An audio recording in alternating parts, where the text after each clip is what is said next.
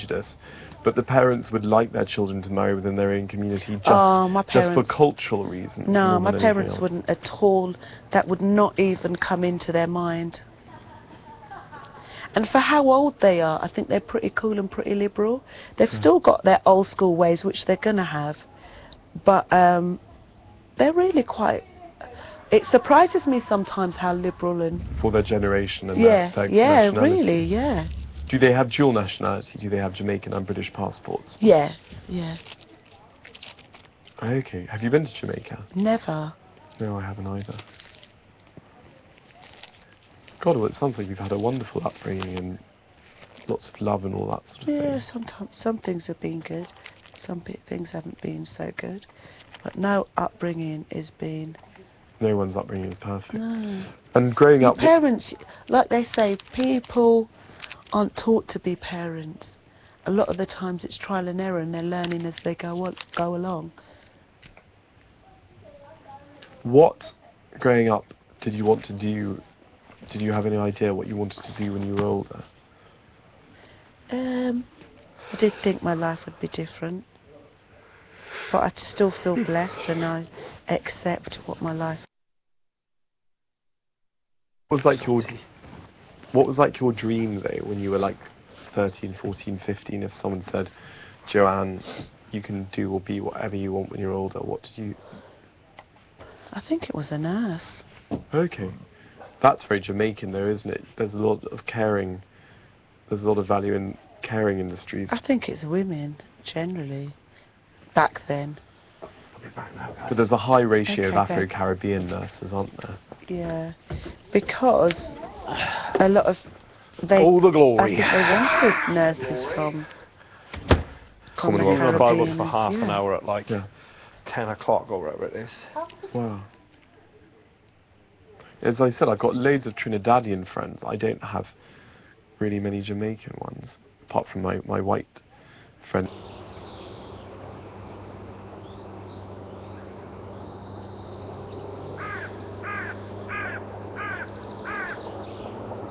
Have any bearing on that? Do you get what I mean? Yeah. They'd be very much just them. Did you see there was a very good documentary by Kwasi, Oh, I know who you mean. some African guy, and he Yeah, basically yeah. went round Yeah. the former empire, i.e. the Yeah. Commonwealth.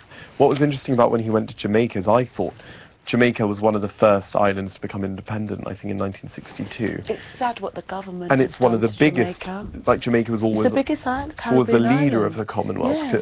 of the British colonies in that area because it was the largest and it had the biggest population. But what was interesting is, obviously,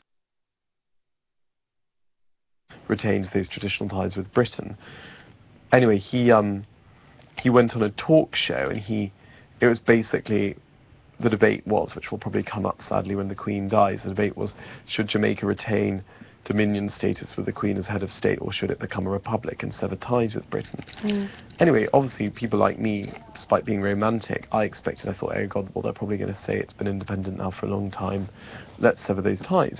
But not only did they want to retain the ties, but most of the callers, and they weren't like white colonials, they were normal black Jamaicans, rang in saying they actually wanted Jamaica to become a colony again because they thought it was so badly run.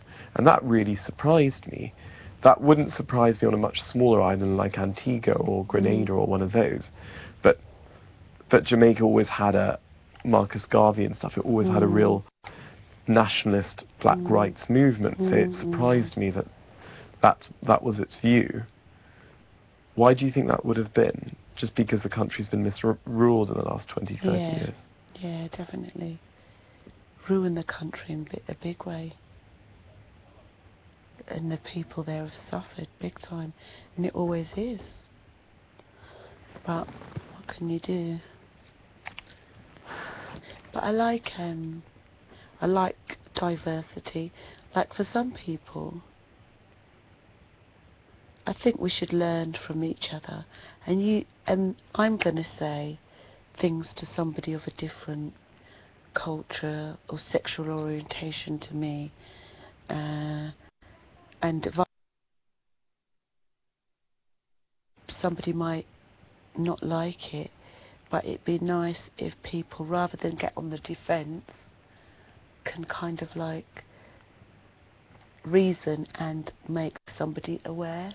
Do you get what I mean? Yeah. We live in such a real kind of like, oh, you daren't say this, you daren't say that. And that way it causes more problems. Do you get what I mean? You should be able to... Well, that's political correctness. It's yeah, gone too far. don't get me wrong, they needed to bring They need to have some they needed to bring laws. Yeah, of course they did. But what is annoying, it causes more problems with to the extreme that they take it. Do you get what I mean? Yeah. Well, it's just, I feel very strongly on that, because I think, as my father's always said, and my dad's a wise man, I learn a lot from him, he said you can't legislate on opinions.